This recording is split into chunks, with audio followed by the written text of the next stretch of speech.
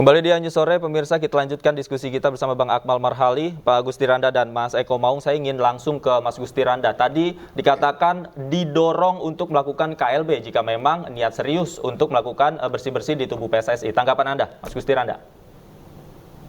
Iya, itu boleh saja didorong KLB dan seterusnya. Itu namanya juga usulan.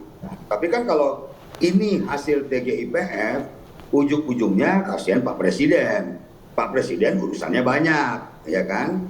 Ya, bukan hanya soal PSSI, ya. Nah, jadi kenapa menurut saya dengan kekuatan Kepres, itu menurut saya, TGIPF ini langsung saja siapa dan apa yang harus bertanggung jawab itu namanya. Misalnya contoh ya, ini contoh ya.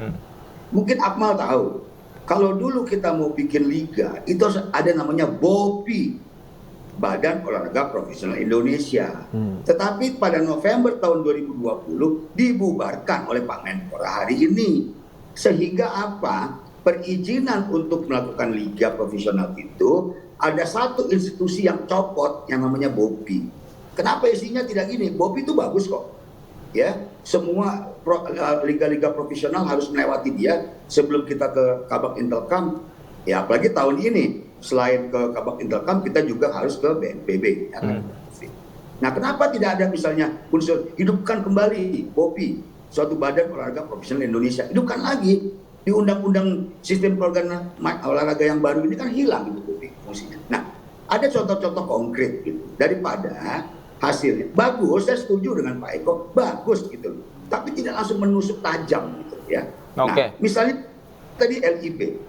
Hari ini LIB masih direktur utamanya. Kebetulan saya mantan komisaris LIB juga nih, ya. Mantan komisaris direktur utamanya. LIB itu ada berapa direktur di sana? Ya, ada direktur operasional kah di sana? Jadi tajam gitu loh dengan Kepres yang dipunya. Nah, kalau misalnya KLB, aduh. Baik, saya langsung ke Mas Eko. Mas Eko, tanggapan Anda?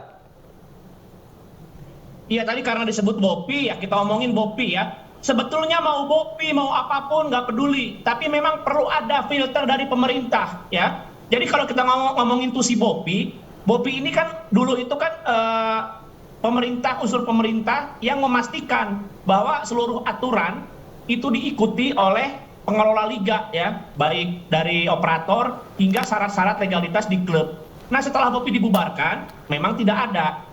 Sekarang nggak ada BOPI, harusnya fungsi itu tetap ada di Kemenpora, harusnya gitu. Entah pakai deputi yang mana, harusnya tetap ada. Jadi memang betul nih yang dikatakan oleh Pak Gusti Randa, kedepannya perlu diperhatikan lagi tuh. Jadi semacam filter dari pemerintah yang paling vital dalam kasus ini kan tentang verifikasi stadion ya.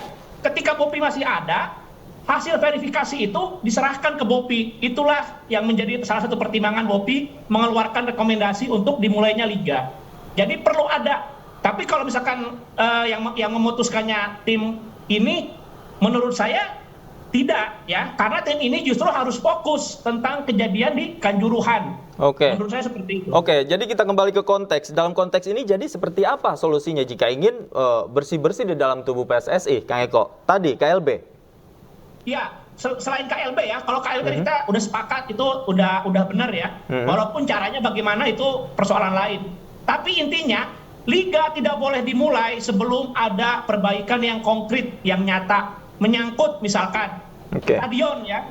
Stadion itu bukan cuma Kanjuruhan yang bermasalah. Tidak sesuai standar itu banyak, itu harus dicek dulu. Lalu aparat keamanan dipastikan memahami SOP, prosedur bagaimana cara mengamankan pertandingan sepak bola. Itu harus dilatih SDM-nya. Makanya betul tadi kata Akmal, ini kok federasi kok malah mikirin mau kick off-nya kapan gitu loh. Karena hal seperti itu nggak bisa sebulan. Pasti berbulan-bulan, 3 bulan, 4 bulan gitu ya. Makanya liga nanti kita mulai misalkan ya. Itu kan memang menyangkut nasib banyak orang juga. Ada sponsor, uang berputar. Tapi yang pertama harus konkretkan itu udah kejadian ini ngapain? Kok malah kepikiran kick off lagi? Ini dulu dibenerin gitu. ada perbaikan, baru Baik. kita ngomongin dimulai kapan. Baik, baik. Saya ke Bang Akmal. Bang Akmal, jadi seperti apa bentuk konkret yang bisa dilakukan oleh TGIPF selain memang memberikan rekomendasi? Ya, jadi gini, kita tuh sangat berhati-hati sekali, jangan sampai kita dianggap sebagai sebuah lembaga yang kemudian ingin menggulingkan satu kekuasaan di sepak bola. Itu yang membuat kita berhati-hati. Bahkan ketika bertemu antara tim pencari fakta dengan PSSI, bahkan saya sendiri yang menyampaikan, saya tanya PSSI sejauh mana sudah melihat atau melakukan investigasi terhadap kasus Kanjuruhan dan bagaimana proses hukum yang akan dilakukan. Satu, yang kedua, kita bertanya apa langkah-langkah ke depan yang akan dilakukan oleh PSSI terkait perbaikan. Yang ketiga, bisa nggak PSSI menghukum dirinya sendiri? Kenapa? Karena kalau nanti kita yang hukum nanti dianggap intervensi dan sebagainya. Bisa nggak kira-kira? Tidak dijawab, itu masalahnya gitu. Mulai dari apa hasil investigasinya apa, kemudian langkah-langkah ke depannya apa, dan bisa nggak hukum, itu semua tidak dijawab oleh PSSI. Itu yang amat kita sayangkan. Nah, kemudian ketika berhadapan dengan Pak Jokowi, saya sampaikan, Pak, ini problemnya ada di akar masalahnya. Kita ini sepak bola kita problemnya ada di akarnya. Ketika akarnya ini tidak dibenahi, jangan pernah berharap sepak bola kita akan berubah. Karena itu akarnya harus dibenahi. Nah, Pak Jokowi bilang, iya, tapi kita harus hati-hati, nanti dianggap intervensi dan sebagainya. Dan kita sampaikan bahwa, Pak, besok Bapak ketemu Gianni Infantino, Presiden FIFA.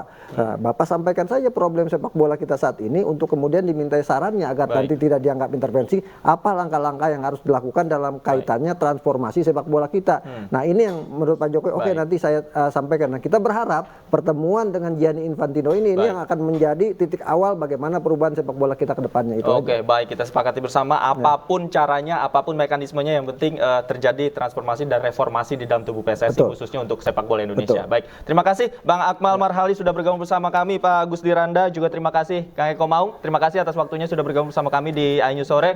Selamat sore Bapak-bapak. Selamat sore. Pemirsa, setelah permohonan penangguhan penahanan diterima, Rizky Bilar pulang dari Polres Jakarta Selatan. iNews Sore segera kembali, tetaplah bersama kami.